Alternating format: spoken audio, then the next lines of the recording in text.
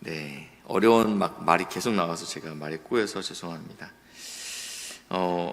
12장까지는 그 가나안 정복에 관련된 이야기를 다루고 있습니다. 그리고 오늘부터는 이제는 그 땅의 분배에 대한 이야기를 다루고 있습니다. 광고 먼저 드리고 말씀 전하겠습니다.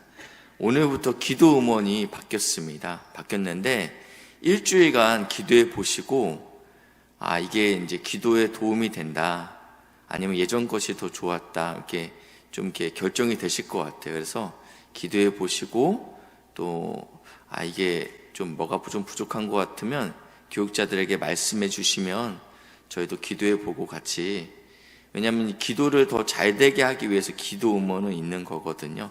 그래서 한번 기도하시면서 기도가 더 잘 되는지 안 되는지를 보시고 말씀해 주시면 다시 한번 조정해 보도록 하겠습니다. 여호수아가 나이가 많아 늙음에 여호와께서 그에게 이르시되 너는 나이가 많아 늙었고 얻을 땅이 매우 많이 남아 있도다. 지금 이 가나안 땅을 정복하고 나서 아직도 땅이 많이 남아 있다. 그런데 이제 여호수아가 나이가 있어서 직접 전쟁을 하기에는 좀 어려웠던 상황이었습니다. 2절에는요, 그 남은 땅이 어느 정도인지에 대해서 2절부터 6절까지 기록하고 있습니다. 지금 여호수아가 대부분의 땅들은 점령했지만 여전히 지금 남아있는 땅들에 대해서 2절부터 6절까지 기록하고 있습니다. 그러면서 6절 중반절에 가시니까요, 이렇게 말씀하고 있습니다. 내가 그들을 이스라엘 자손 앞에서 쫓아내리니, 지금 이렇게 남아있는 땅이 분명히 있지만 하나님께서 지금 이스라엘 백성들에게 어떠한 약속을 하시냐면 반드시 쫓아낼 것이다. 그렇기 때문에 내가 명령한 대로 그 땅을 이스라엘에게 분배하여 기업이 되게 하되, 아직 온전히 땅을 정복하지 않았지만 먼저 땅부터 나누라고 말씀하고 있습니다. 이게 참 이해가 되지 않아요. 아직 온전히 내 것이 아닌데 하나님께서 내가 너에게 언젠가는 반드시 줄 땅이야, 그러니까 지금 나눠 가지라는 것입니다. 이렇게 말씀하고 있죠. 그래서 땅을 분배합니다. 그 분배하는 내용이 오늘부터 이번 주 내내 분배하고 있습니다. 그리고 나서 7절입니다. 너는 그 땅을 9지파와 므낫세 반지파에게 나누어 기업이 되게 하라. 이 요단 서편, 이들이 정복한 가나안 땅은 9지파하고 반지파가 나눠 가지고, 그리고 분명히 이스라엘은 12지파인데 나머지 2지파하고 반은 8절에 나와 있습니다. 8절부터 이 요단 동편, 이 요단강을 건너기 전에 있던 그 땅들은 이 2지파 반이 나눠 가지게 되는데, 므낫세 반 지파와 함께 르우벤 족속과 갓 족속, 이렇게 므낫세의 반과 그리고 르우벤과 갓 족속이 이 요단 동편을 나눠 가지게 했습니다. 그러면서 요단 동편의 땅은 9절부터 기록되어 있죠. 9절부터 12절까지 기록되어 있습니다. 그런데 문제는 이들이 요단 동편을 차지하고 있지만 13절에는요, 구술 족속과 마아가 족속은 이스라엘 자손이 쫓아내지 아니하였으므로, 지금 이거는 이스라엘 백성들이 온전히 쫓아내지 않았다. 그래서 그들은 구술과 마아갓은 오늘까지 이스라엘 가운데 거주하느니라. 이제 저희가 점령된 땅에, 분배된 땅에 이렇게 쫓아내지 않는 백성들이 종종 존재합니다. 민수기에서는 이제 이스라엘 백성 2세대를 기록하고 있죠. 출애굽 2세대, 지금 모압 평지에서 이 요단강을 바라보고 모세가 죽기 직전에 모세는 그 땅에 들어가지 못하지만 이제는 광야 2세대 사람들에게 이렇게 명령합니다. 민수기 33장 55절 말씀인데 제가 읽겠습니다. 너희가 만일 이 땅의 원주민을 너희 앞에서 몰아내지 아니하면 너희가 남겨둔 자들이 너희 눈에 가시와 너희의 옆구리에 찌르는 것이 되어 너희가 거주하는 땅에서 너희를 괴롭게 할 것이다 라고 하나님께서 가나안 땅에 들어가기 전에 경고했습니다. 너희가 들어가는 그 땅의 원주민들과 교류하지 말라, 이런 이야기죠. 그들을 온전히 쫓아내라. 그렇지 않으면 그들이 소수일 때는 문제가 되지 않지만 이들이 결국은 언젠가는 영적인 주도권을 갖게 된다라는 것이죠. 이민자들을 우리가 인격적으로 존중하고 사랑해야 되는 것은 맞습니다.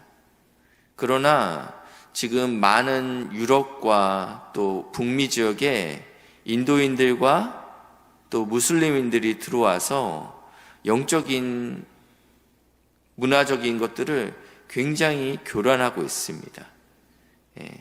저는 난민을 막자라는 이야기를 하는 것이 아닙니다.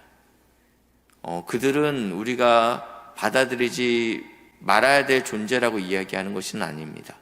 그렇지만 이것들이 우리 사회에, 그리고 이 영적인 분위기를 어떻게 주도할지는 우리는 기억해야 된다라는 것입니다.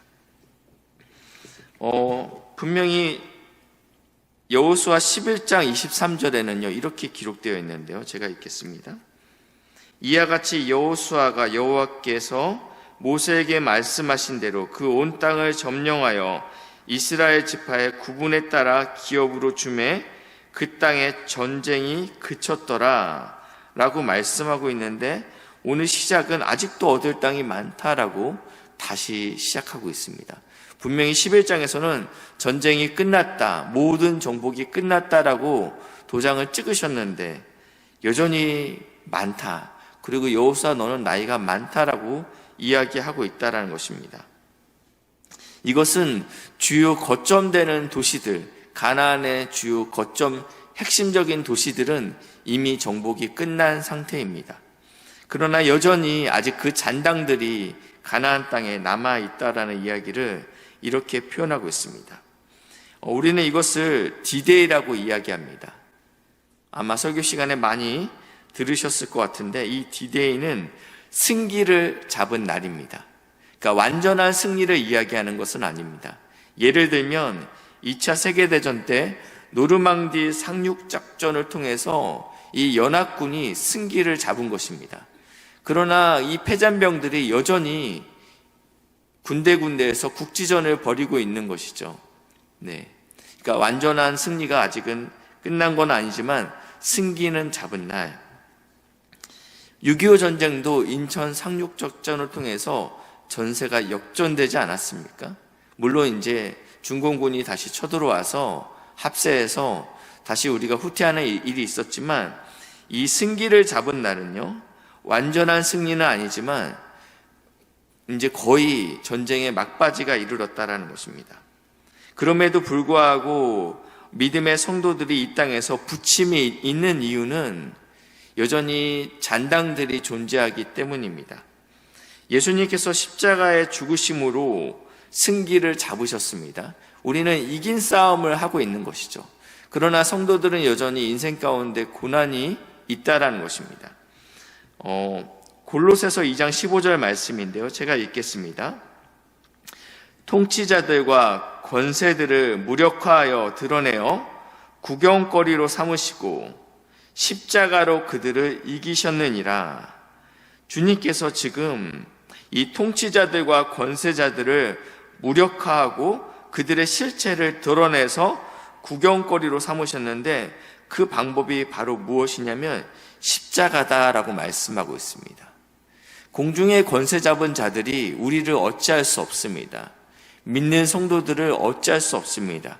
십자가에서 예수님이 죽으심으로 이미 승기는 잡혔습니다.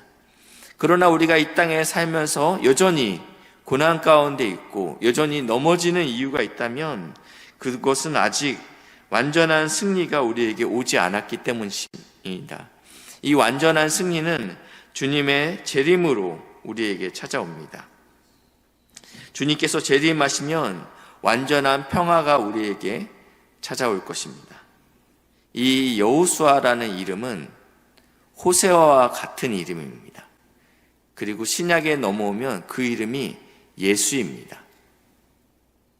모세는 율법을 대표한다라고 알고 있습니다. 그리고 그 가나안 땅에는 결국은 모세는 들어가지 못하고 누가 들어가냐면 예수가 들어갑니다. 이 땅은 은혜로 싸우는 싸움입니다. 이 땅은 우리가 은혜로 거저 얻은 곳이라는 것입니다. 구원은 은혜로 거저 얻었죠. 그러나 성도는 이곳에서 믿음의 싸움을 싸워야 된다는 이야기를 하고 있다는 것입니다. 오늘도 우리 삶 가운데 다가오는 여러 어려움 가운데 주님의 말씀을 붙들고 승리하시는 믿음의 동역자들 되시길 주님의 이름으로 축복합니다. 기도하시겠습니다. 우리에게 승리를 허락하신 주님을 감사합니다.